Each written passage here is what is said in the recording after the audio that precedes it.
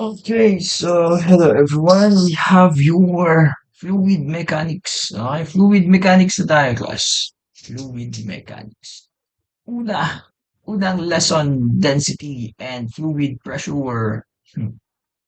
Okay, so density daw natin, class, ay yung denoted siya by rho. Okay, the mass per unit volume of a substance, di ba? So, formula natin, syempre, base dun sa definition, we have your mass over volume. And since mass pinag-usapan natin, we have your kg and volume to be m cube, or that is cubic meter. Okay? Fluid pressure, simply that is P. Okay? So, the normal force exerted by a fluid per unit area. Based on the definition, ang formula, F over A, di ba? F over A. Pero, itong F na to, it should be a normal force or a perpendicular force to that of the area. Okay? Base sa ating units, we have your N over square meter. In short, that's pascals. Yan. O, di ba? Pascals. Actually, dito natin maano yung pascals. Hindi dun sa stress. Dito dapat. Okay, so next one, we have your hydrostatic pressure. In other words, pressure at the depth. Okay? So, pressure increases linearly with that due to the weight of the fluid above. O, so paano yun, sir? Figure. Tingnan. May figure tayo dito. Dito. Sorry, dito sa kabila pala. Naka-mirror to. Tingnan. Ah, lagyan natin ng tubig yan. Lagyan ng tubig. Di ba daw? Oo, di ba? Okay. So, meron tayong dam, may tubig. Ulitin nating basahin. Pressure increases linearly.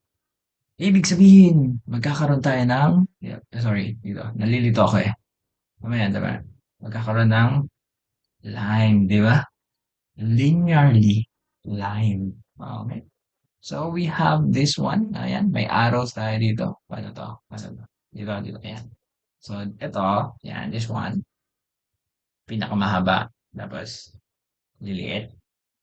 Then, liliit ulit. Tapos, pinakamaliit. And then, hanggang sa ma-reach na yung zero. Okay? So, hydrostatic pressure. Formula. P is equal to P0. Syempre, hindi pa din nagtatapos. We have your PGH. Okay, PGH. Sir, bakit PGH, sir? Saan galing yan? Di-discuss pa ba natin? That's, parang ayoko na discuss. Actually, may di-discuss yan para later. Yung raw gauge natin. Okay? Pero ano lang. Isipin nyo na lang. Okay? This is, if we're talking about height, if we're talking about weight, weight is a force. Tapos meron tayong height. And we have, actually may pressure tayo, di ba? So, pag isipin mo na lang, if we have a given height and a given force, we have your potential energy. Tama ba? I think so, tama. Potential energy. Ang formula ng potential energy, that is mass times mgh. Okay? mgh yung formula. Ngayon, if we're talking about a volume of water, okay, this volume is acted upon by this pressure. Okay? So, if lalagyan mo lahat yung nandun, sorry, mag-ano na ako, laser na lang. If lalagyan mo lahat to ng V, lagyan mo ng V yan kasi syempre nag-act yung pressure on that specific volume. P0 of V, okay? The same volume plus rho V GH, okay? Rho V GH. Saan natin makukuha si rho V? Punta tayo dito. Rho times V is equal to your mass. So, mass times G times H is your potential energy. Okay? And since sabi natin, may V lahat yan, cancel mo si V, maiiwan si rho GH. Kaya we have your hydrostatic pressure. Actually, sorry, hindi yan hydrostatic pressure. We have your pressure, gauge pressure. Okay, we have your gauge pressure. This is your gauge pressure. This is your P0 surface pressure. Anong surface pressure? Usually at 1 atm daw. Ano yon? This one. 101,325 Pascal or 101.3 kPa. And syempre, bago natin makalimutan guys, we have your raw ng tubig. Raw ng tubig. That is 1,000 kg over MQ. Okay? MQ. Example tayo. Example tayo kahit hindi pa related dito, pero example tayo. Kamali ako ng ano ng sequencing. No? So we have this one examples, density and hydrostatic pressure. Ayan, basa. An agricultural water storage tank is filled with, yan, on natin. Gusto on natin. Kailangan ko lang. Yeah. On natin, yeah. Ayun, filled with fresh water to a depth of, wait lang, lagyan natin dimension. Yan, yeah, pack. What is the gauge pressure at the very bottom of the tank? Sa baba daw class, dito, detail. Ay, nakikita ba? Yan. Sa yung mukha natin, wait lang, lipat natin yung mukha natin, guys. Oh, pwede pala yun, sir. Pwede. Okay, let's move. Solution natin, ha? Solution. Man, asan na ba yun? Ba tayo, next? Solution. Solution. P gauge. Raw gauge. Okay. P gauge ulit, P gauge. Anong raw? 1,000. No question about that. Bakit? Fresh water. 9.81 times 6. Final answer. 58.86 kPa. Diba? Pak. So easy, diba? So easy. Next one. Ayaw man next. Next one. Ayan. Ay, ala. Ay, di, sakto lang pala yung position ng ulo. Okay, so we have this one. Gauge pressure versus your absolute pressure. Absolute pressure. PABs. Ano? PABs. The total pressure at a given point, including the atmosphere. Based on the definition, P absolute should be equal to P ATM plus P gauge. Sir, parang familiar yan, sir. Pwede bang balikan natin yung previous slide, sir? Ito ba?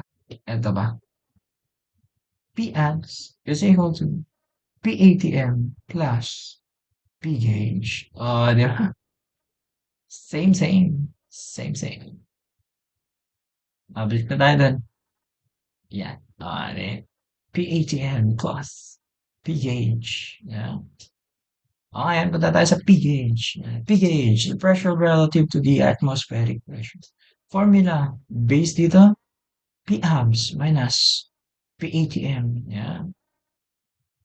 Pa-abs. Yeah, pa-abs minus P80. Ay, bakit ka magbabawas sa ATM? Ay, oo, kasi kasi class, P-abs. Okay, para magka-abs ka, punta ka sa gym.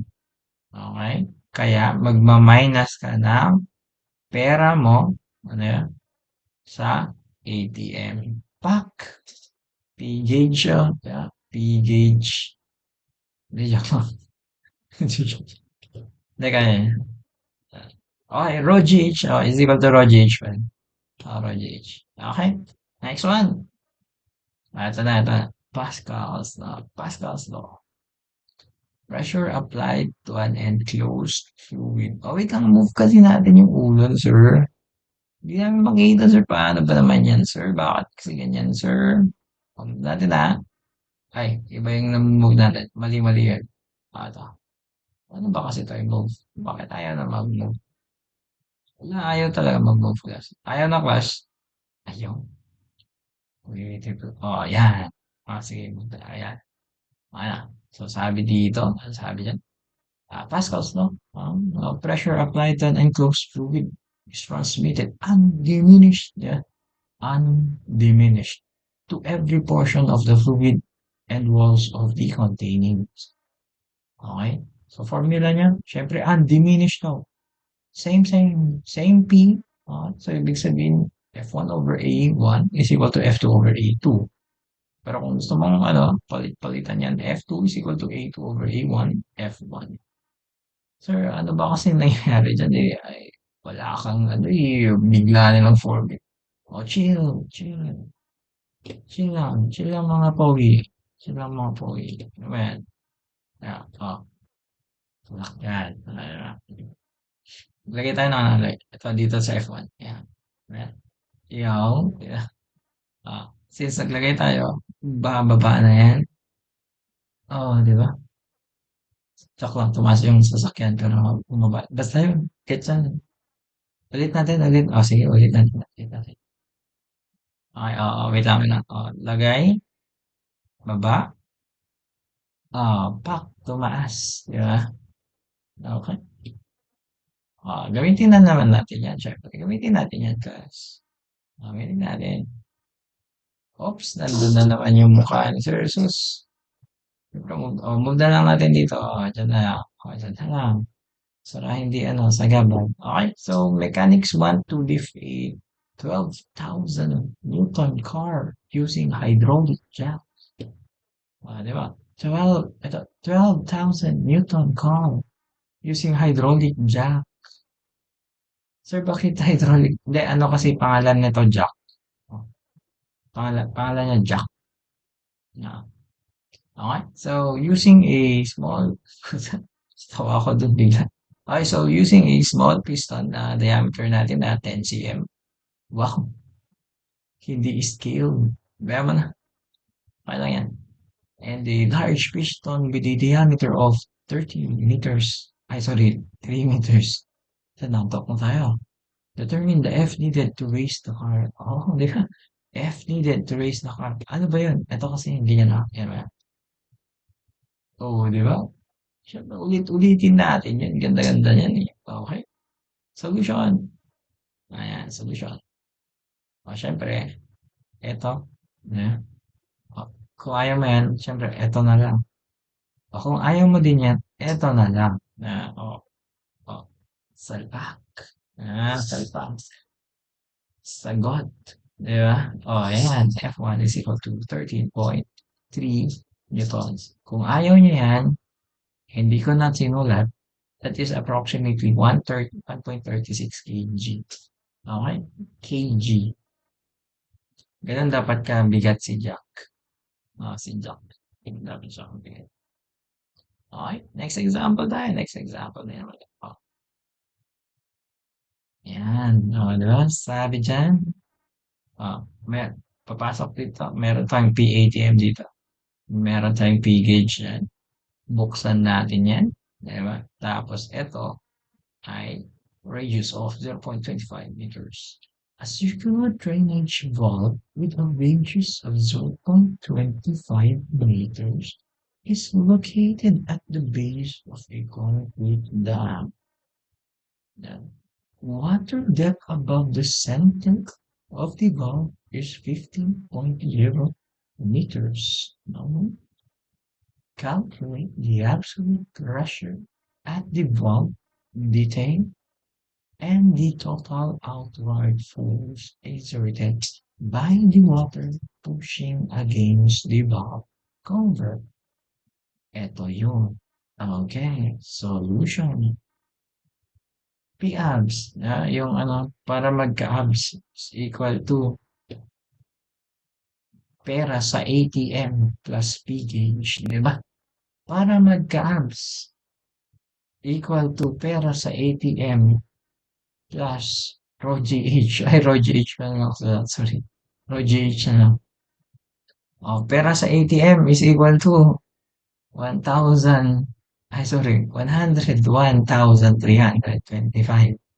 plus rho natin 1,000. Gravity 9.81. Height 15. Sagot 248,475 pera. Ay, sorry, pera to Pascal. Okay? Oh, ayan susunod. Ano to? Toward ay total outward force exerted. Okay? O, anong hindi pa natin nagagamit na ano na given? Yung R. So malamang sa malamang kunin muna natin si A. Kuha na si A. So ayan. Next one. Paano natin kunin yan? Di ba sabi natin pig gauge, no? Pig gauge. Pig gauge is equal to, ano? Pig gauge is equal to F over A, okay? Or F is equal to pig gauge A. Diba? Pig gauge A. Ano ba yung pig gauge natin? Yung pig gauge actually natin class ay this one. Okay, so 1,000 times 9.81 times 15. Pero hindi ko na sinulat dito. You may do ka lang. Hindi ko na sinulat. Ang sagot sa force ay 28,893 Newton. Okay? Pig gauge. Ayan. So, next na tayo.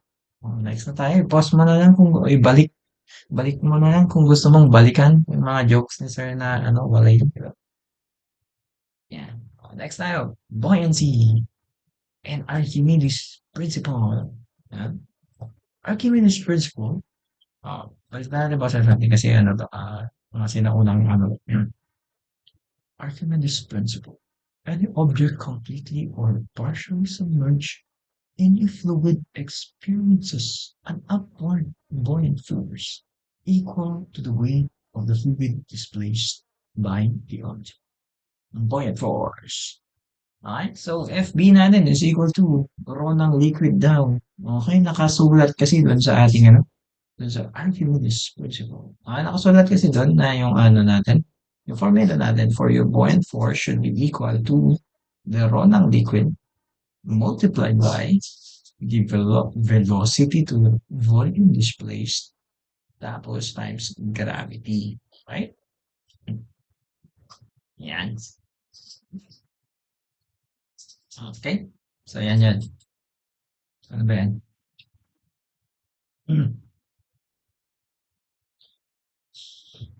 Okay. So, ano natin, example natin dito. Hindi pa pa example. Figure natin dito, class. Okay. Pagpalagay natin, meron ano dyan. Yan, di ba? So, meron tayong ano dito. Meron siyang, ano, may hindi nagkaroon ng volume displays dito. Nakalimutan ko ulit. Okay. So, ano, meron tayong submerged volume dito. Ayan. Tapos, meron tayong volume above. Okay. Ngayon, this one, okay, meron siyang force na dalawa. We have your tension. Tapos meron yung ano natin, meron yung weight natin, weight of object. Okay? So, yan yung mga ano na, yun yung mga meron dun sa ano na, yung magiging FBD natin later. Actually, meron pang isa, hindi ko lang nalagay. Lalagyan lang natin dun sa next na ano. Yung sa next slide na lang. Okay? So, for our flotation class, if an object's density is less than the liquid, alright, lulutang yan. If the object's density is greater, okay, lulubog. Yan. Lulutang. Lutang yung ano, lutang. Lulutang yung less than, yung greater, lulubog. Okay? Lutang yung less than, yung greater, lulubog. And we have your apparent weight dito. So, weight apparent or apparent weight, sorry, is equal to your actual weight minus the buoyant force. Bakit? If you remember your experiences, summer na ngayon kung gusto mong mag-swimming, di ba? Sir, pwede ba mag-field trip, sir? Swimming tayo. Testing natin yung buoyancy principle, yung Archimedes, di ba? Para makita, sorry, para makita natin yung apparent weight natin. Kung mapapansin nyo kapag pumupunta kayo sa swimming pool, guys, feel nyo ano, ang gaan-gaan nyo doon, di ba? Kaysa kapag nasa, ano ka, nasa land. Kaysa kapag wala ka doon, di ba? Okay? So, meron kasing dumadagdag na force, okay, na bumubuhat sa'yo. tinutulungan ka ng fluid class, di ba? Para feel mo daw super gaan ka. So may kasama kang fluid. Okay? So yun yung apparent weight formula natin. Is equal to your actual minus the buoyant force. Diba? So kung ako sa inyo, try nyo na lang ano, kapag magdala kayo ng weighing scale tapos ano, punta ka swimming pool. I-weigh mo yung sarili mo doon, di ba?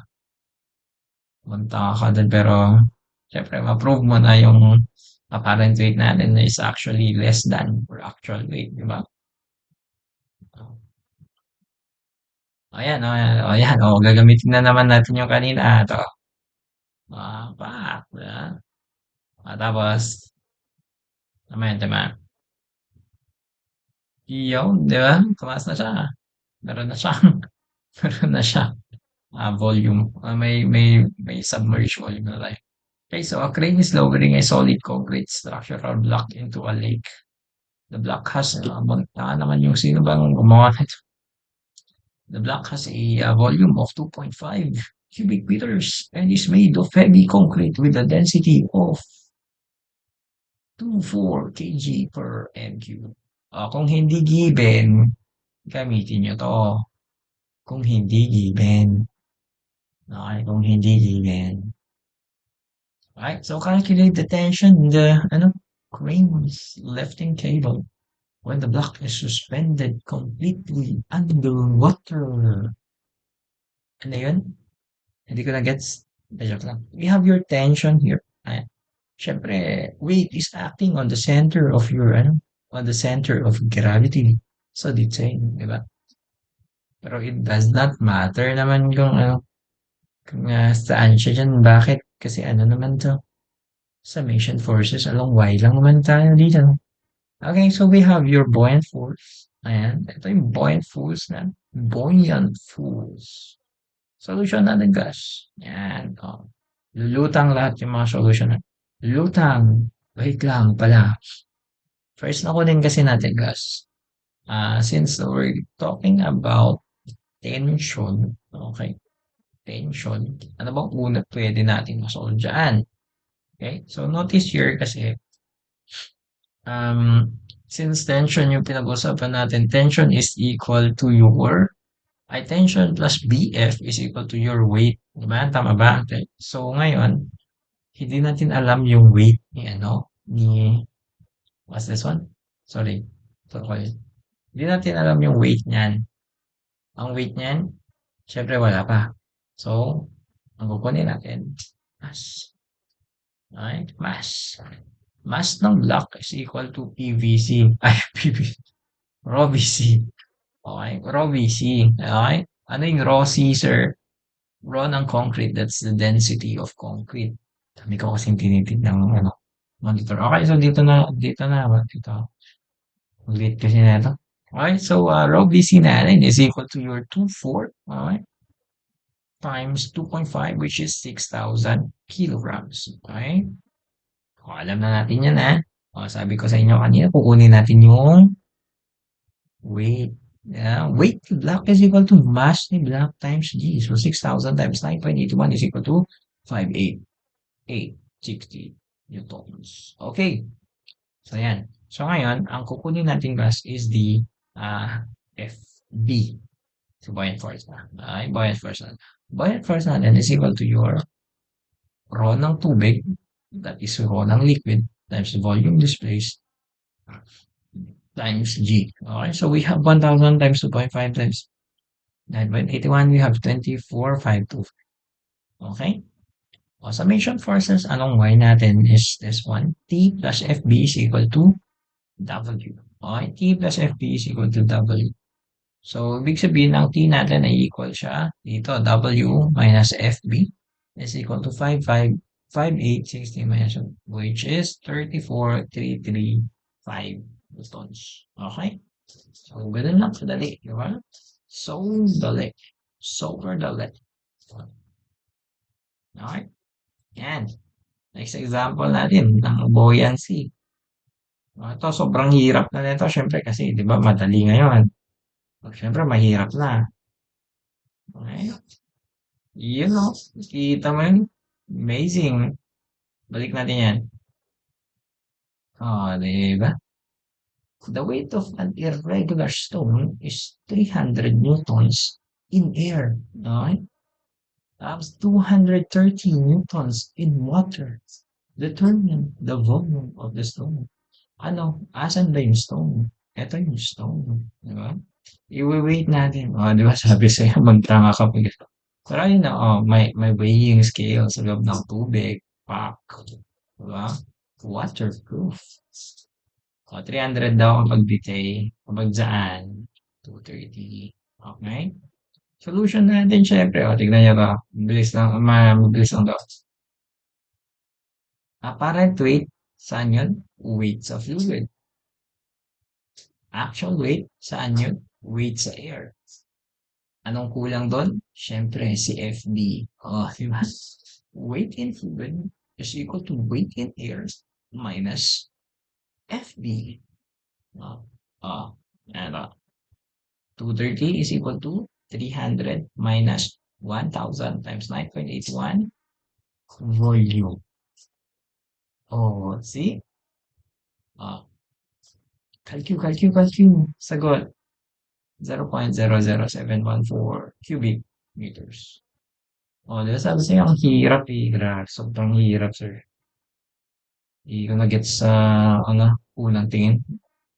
Huwag mo kasing kunin sa unang tingin. Ah, ba't mo kasi kinispa sa unang tingin? Baka sa unang basa pwede ba? Pero unang tingin, ako, delikado tayo dyan. Okay, next one. Uy, entonces, fluid flow and continuity equation. Continuity equation. So, dito, sabi dito, ideal fluids, ano, we assume liquids are incompressible. Tama ba? I think so, di ba? Sabi natin yung ano, tama na. Okay, so constant density daw. And have steady non-viscous flow. Okay? Non-viscous flow. Okay? So, if we have, ano, we have a flow, syempre meron tayong flow rate. Ngayon, since we're talking about a liquid, meron siyang ano, fina-follow niya yung container natin and containers usually are 3D. So, volume tayo. Volume flow rate na tayo ngayon. So, Q natin is equal to your A times V. Huwag yun ang tanungin kung saan galing. Huwag yung tanungin saan galing. Hindi, sige, pwede natin sagutin yan. Kung papansin niyo kasi ang A natin, that is your m squared. Ang V natin, that is your meters per second. And since we're talking about flow, velocity yung kailangan natin. And since we're talking about volume, kailangan natin volume yung lalabas doon sa units natin. And since it is a rate that is over a unit of time. So, area m squared times m, that is m cubed, over by a specific unit of time, which is seconds. So, m cubed over s, paano makukuha yun? Area times your velocity. There you have your volume, the flow rate, back. Ha? Dali lang. Okay, so ngayon, gagawin natin dito was the equation of continuity natin based on the conservation of mass, I think. This is conservation of mass. Mass cannot be created or destroyed. Okay? So what flows in must flow out. Alright? So formula natin is this one. A1 V1 is equal to A2 V2. Bakit ba ganon? O, pagpalagyan natin pipe yan ha. Lagyan natin tubig yan ha. O, lagyan natin tubig. O, para malaman natin kung nasan yung ano, nasan yung ano yung V1, V2 natin yan? Bakit magkaiba, sir? Eh, hindi ba pwedeng isa na lang yan? Oh, meron tayong ano, di ba sabi niya, what flows in A1? Ay, sorry, V1? A1, V1. Tapos what must flow out? A2, V2. What flows in must flow out. So, ito yung flow natin. Yan. Okay. So notice, super bagal here, medyo bumilis, and super bilis. Right? Bagal, medyo mabilis, and super bilis. Diba? Kaya magkakaroon tayo ng V2 and V1. We have a velocity here with this cross section. We have a velocity here with this cross section also. Mas liit dito. Mas malaki yung cross section here. Okay. So kapag mas malaki yung cross section natin, hindi siya yung magbibigay ng hindi siya magbibigay ng increase in speed. Okay. So mabagal siya. Ngayon, dadaan siya dito sa may ating I'm not really sure what it's called na. Nakalimutan ko na. I think this is yung connector natin sa mga pipes natin. Okay. Okay. So, pagkadaan niya dito, bigla siyang bumilis. Bakit? Kailangan niya kasing i-compensate yung kalaki ng area here. Okay? Area kasi natin dito malaki. Eh dito maliit. So, sino magko-compensate para maging equal yung A1, B1 natin? Siyempre, si V. So, lalaki yung V natin dito, magiging mas mabilis siya. Okay? Kung sino sa inyo, yung mga naglalaro ng class, ng host, kapag pumunta ka bumabalik kayo ng bahay, no? Tapos may hawak kang host. May hawak kang host. Ganyan. Tapos, di ba super bagal yung pag-flow ng tubig kapag gusto mo magdilig. Ano ba ginagawa mo? Ilagay mo to, ilagay mo yan, ganun mo. Tapos, di ba, biglang bibilis yan. Yun yung natin, biglang bibilis yung flow ng tubig. Pero same amount yung lumalabas. Yun sa same amount yung lumalabas. Same amount pa rin yung nakokonsumo mo dun sa metro. Pero yung speed niya is mag-iiba. Okay? Yun lang yun. Sana naka kayo, nag-gets nyo, sana naka-relate kayo. Ganun kasi ako nung bata ako. Tanda ko na kasi mga na ako, 35. Maniwala ka yung 35 na ako, 35. Ayan, ako dito. Uy, bakit? Sir, bakit ba? Ano yan, sir? Sus, gusto niyo ba yung balik muna natin kasi parang nakakaano to. Siyempre, joke lang, dito na tayo. Ayan, no? Bernoulli and work energy. Okay? So, yung mangyari dito, guys. Ayan, may tubig tayo, tubig tayo. At point 1, okay? Meron tayong velocity, volume dyan. Ayan, pupush niya yung point 1 yung volume natin. Okay?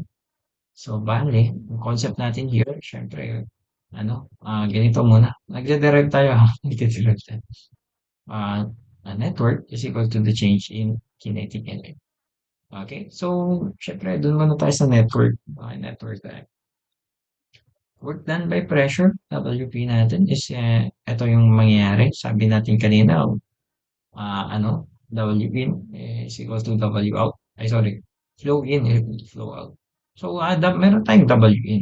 Okay? Ang W in natin, mag-start tayo sa point 1. Okay? Since we're talking about force, we're talking about the work. Syempre, that is force times our displacement. Okay? Force times displacement. And itong force natin, class, diba? Pressure is equal to force over area. So, ibig sabihin, ang force natin is equal to P times area. Okay? P times area times displacement. Kaya anong unit ni area?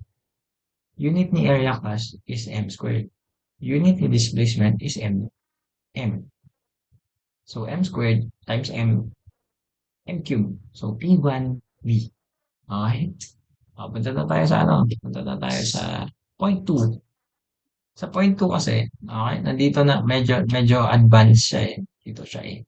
So, yung pressure dito, itutulak na itong isa.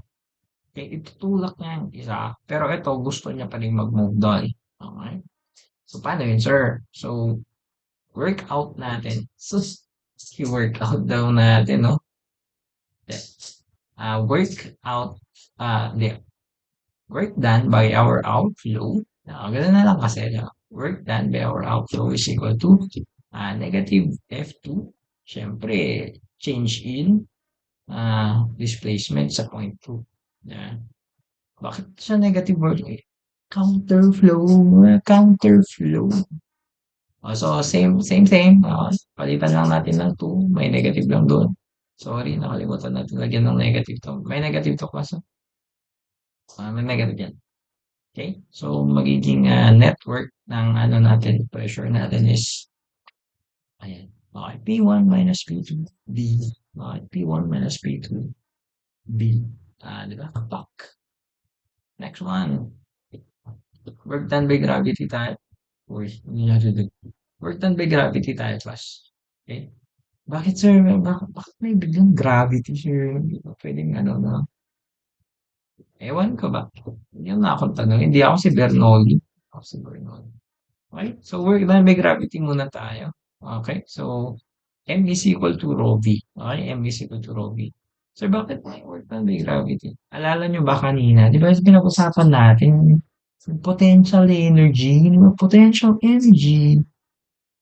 Okay, so if we have a change in elevation, kung si P1, okay, si P1 natin nandito, si P2 umangat, di ba? P1 nandito, si P2 umangat, di ba? Okay, so Y2 minus Y1 yon. And if maalala nyo, work done by gravity is the gravitational potential energy. So, negative mg times Y2 minus Y1, which is your H. Okay? So, isalpak mo yan dito. Negative rho Vg times Y2 minus Y1. Ayan. Ilagay natin sila lahat sa iisang equation that is quick net. Okay. Ayan na. O, sabi sa inyo may negative eh. Dapat kasi may negative. So, hindi naman negative. Kalimutan lang natin. Again ko ba?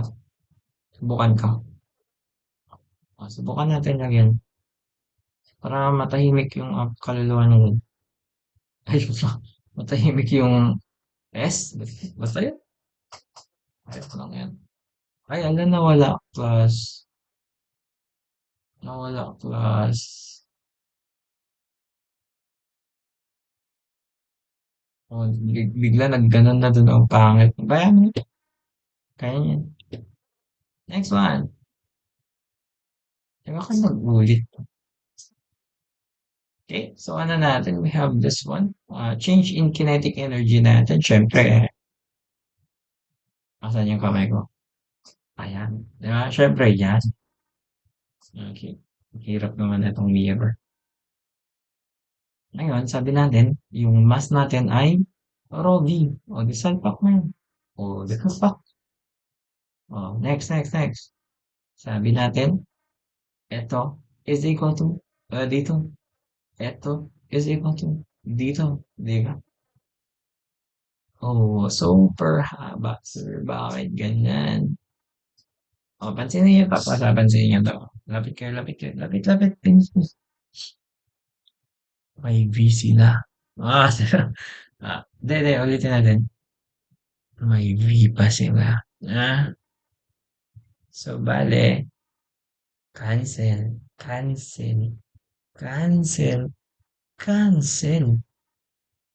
Oh, mixi. Galing naman.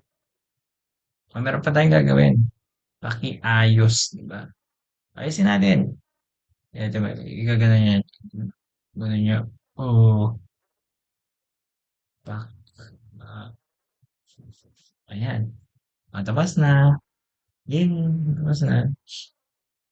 Okay, so this one is your, this one is your Bernoulli's equation. Nanggaling lang siya sa work energy theorem. See? Hinanap ko yan, guys. Hirap yan, guys. Papunta na kasi tayo kay Bernoulli. Uy! Grabe na yun. Sus. Bernoulli's equation natin is the conservation of energy applied to fluid mechanics. Kasasabi ko lang. Okay, so we're going to relate, it relates daw P velocity, and your elevation. Okay. So, yung formula natin, sinuko natin kanina. Okay. Mamaya ko na-explain kung ano yan. So, yung Bernoulli's effect natin, assuming a horizontal pipe with constant elevation, if the fluid speed increases, the internal fluid pressure decreases. Okay, speed, pressure. Okay, speed and pressure. Diba sinabi natin ito kanina? Okay, so ang mangyayari dyan, may tubig. Ayan. Oh, see? May slow tayo dito tapos may fast load. Uy, bakit nag-next slide? Yan. So we have very slow here, may bagal here, tapos mabilis dito. Kung papansin nyo, mabagal dito, mataas yung pressure. Mabilis dito, mababa yung pressure. Bakit, sir? Siyempre, wala na kasing makakadaan dyan kung kukunti na lang kasi nga ang sobrang bilis. Hindi siya makakasingin dyan. Ay, ulitin natin na. Ano mga? Tapos may tataas doon. So, sobrang bilis dito. Konti na yung nakakaangat dyan. Kaya ganun. Okay? So simple, ano, ganun lang yun. Okay, so explain na natin ito mga to para naman maalala nyo.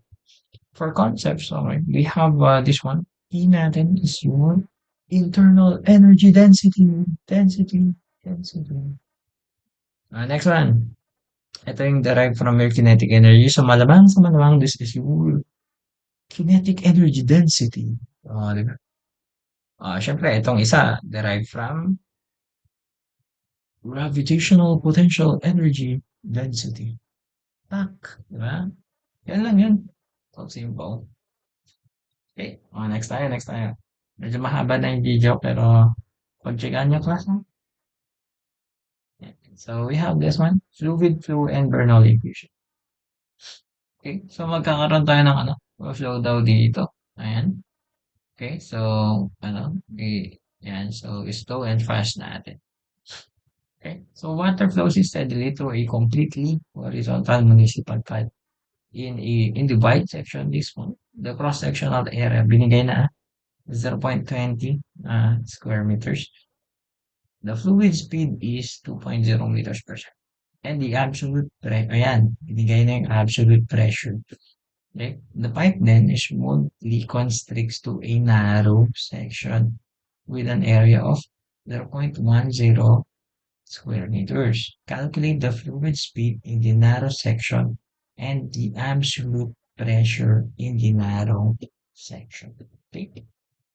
So, dito muna tayo sa fluid speed. Okay? Anong gagamitin natin? Continuity equation. A1 V1 is equal to A2 V2. Diba? Pack. Naisalpak na yung values. Ang V2 natin kasi is 4 meters per second. Ngayon naman, since we're talking about your pressure, okay, wala tayong ibang pagkukuhanan kundi si Bernoulli's equation. Ayan. Ngayon, sabi natin, is horizontal. Yung pipe natin is horizontal. So, y1 is equal to y2. Malamang sa malamang. Rho g1, rho g2, rho g cancels out. Okay? Rho g cancels. So, kung lagay natin to, lagyan natin yan. Lagyan natin yan, lagyan natin yan. Magkakaroon tayo ng ganito equation. 200,000 plus 1/2 times 1,000 times 2 squared is equal to absolute value in the narrow section plus 1/2 1,000 times 4.0 squared. So, bakit? 1,000, sir. Too big, class. Too big. Wait lang, dikit kayo sa too big, class. Too big. Water. Yan. Okay. Balik na natin. Ano ginagawa ko dito? Okay. So, yan. Pag values, makakakuha tayo ng yan. So, 194,000 pascals or 194 kilopascal. Okay. Pero always remember that this Bernoulli's equation only applies to a closed pipe. Okay, closed. Hindi siya pwede kapag hindi siya pwede kapag, I think, oo, possible, pero Dito siya pwede kapag may open ano tayo, open yung channel, open pad. Oh, yan. Alright, so diyan nagtatapos ang ating fluid mechanics, 45 minutes. Okay, so bye-bye.